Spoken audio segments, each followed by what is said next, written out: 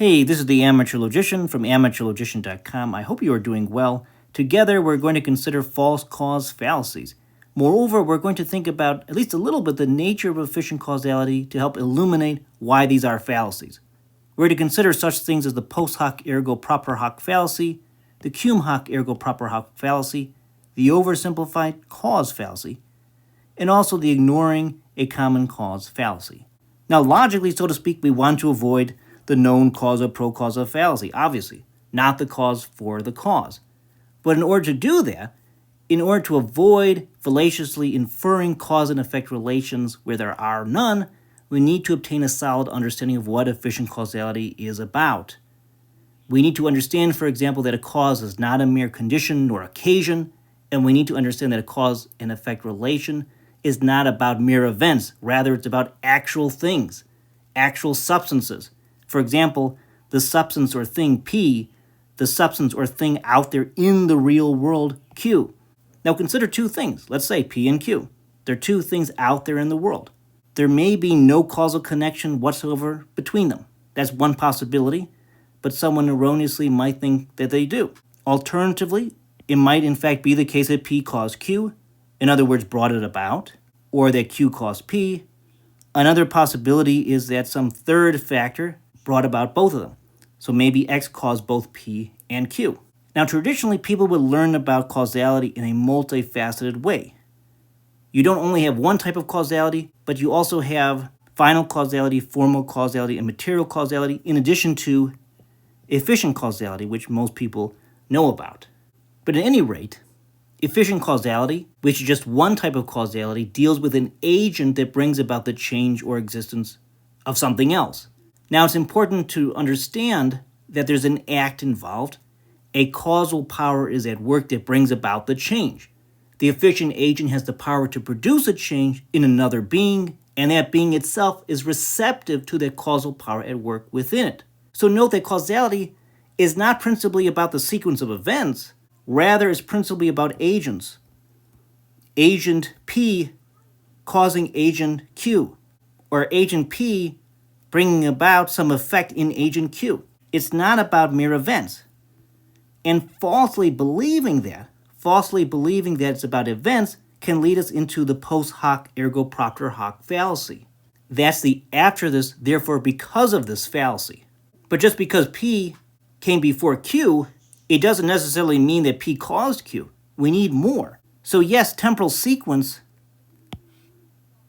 helps us discover cause and effect relations, but that's not sufficient. You need more. We need more. To claim that P caused Q requires some understanding, however partial, of the relationship between P and Q. So, the non causa pro causa fallacy is more likely to be avoided when we don't jump to conclusions too fast. We try to search for the mechanism by which P actually did produce Q. We have empirical observations, empirical reasoning that suggests that yes, P did in fact cause Q. Not only, for example, because P came before Q, but we have reasons to believe that P has the causal power actually to produce that Q. So let's step back for a second. So what is causality? Well, cause is something that contributes positively to the being of something. And we can take 2 points of view, so to speak. On the one hand, we have an ontological point of view. And with the ontological point of view, we're thinking about the positive contribution of being or beings. We're thinking about the actual substances, things involved. But we can also, so to speak, take an epistemological point of view. Because causality is linked with the principle of intelligibility. By understanding cause and effect relations, things become intelligible to us. And also we can build things, right? We can build fancy computers. Because we see there's different cause and effect relations in the world, we can make use of those facts to construct a computer. This leads to understanding that at the core of this, one might say, as a philosophical first principle, we have the principle of sufficient reason, or PSR for short. And the principle of sufficient reason states that everything in existence has a reason for its existence. And this reason concerns its reason for being. In other words, something either has a sufficient reason in itself or in another.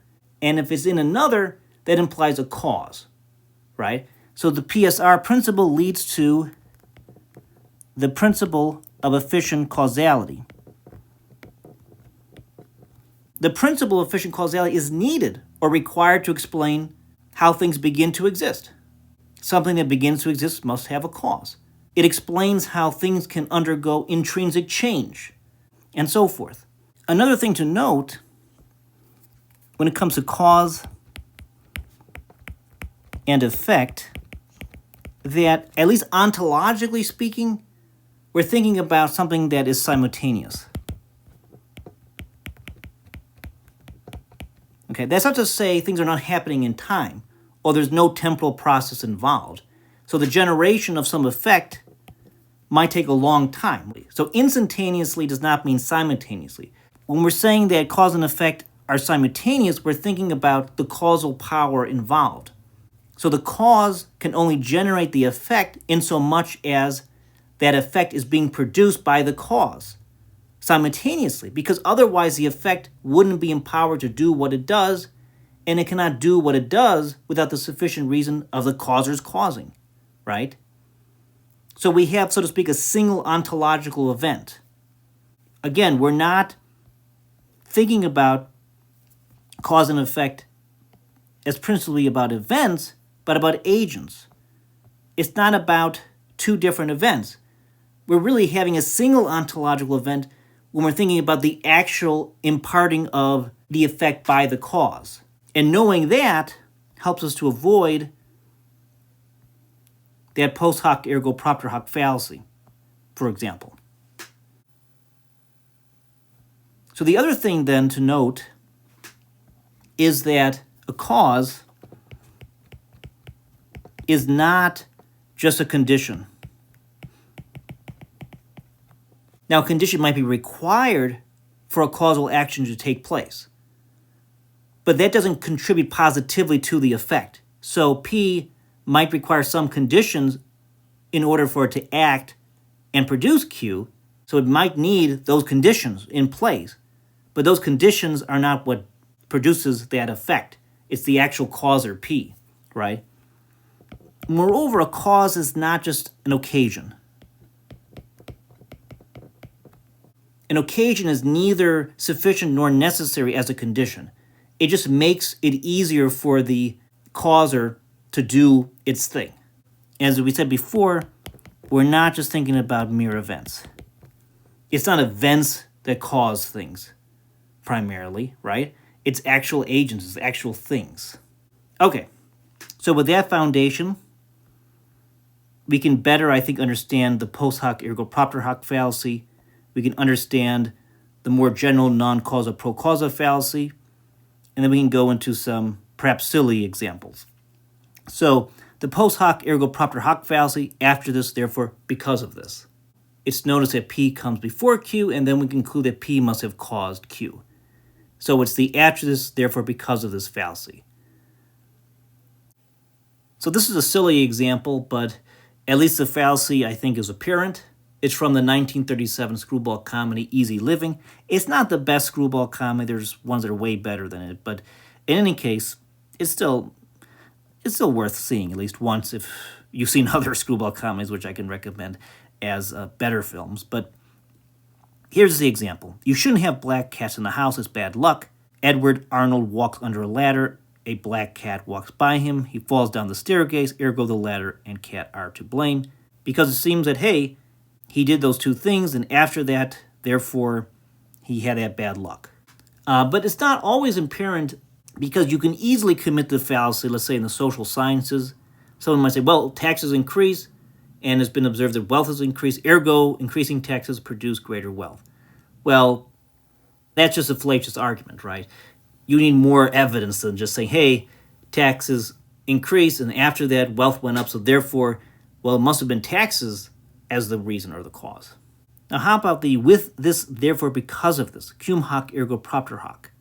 So an example might be security guards increase crime in the store. Once we hired more security guards, a greater number of thefts have been witnessed. Now the conclusion is the first sentence. Security guards increase crime in the store. It's a causal inference that's not warranted. And it's not evident that crime has gone up, which isn't implied by increase in witnessing crime. Or how about ignoring a common cause? John starts the day with a headache. At work, he develops the chills and begins shivering. It seems the headache caused the chills and the shivering. Well, there is a correlation between the two, right? Yet both likely are caused by fever, so we're missing a common cause. Or how about this, the oversimplified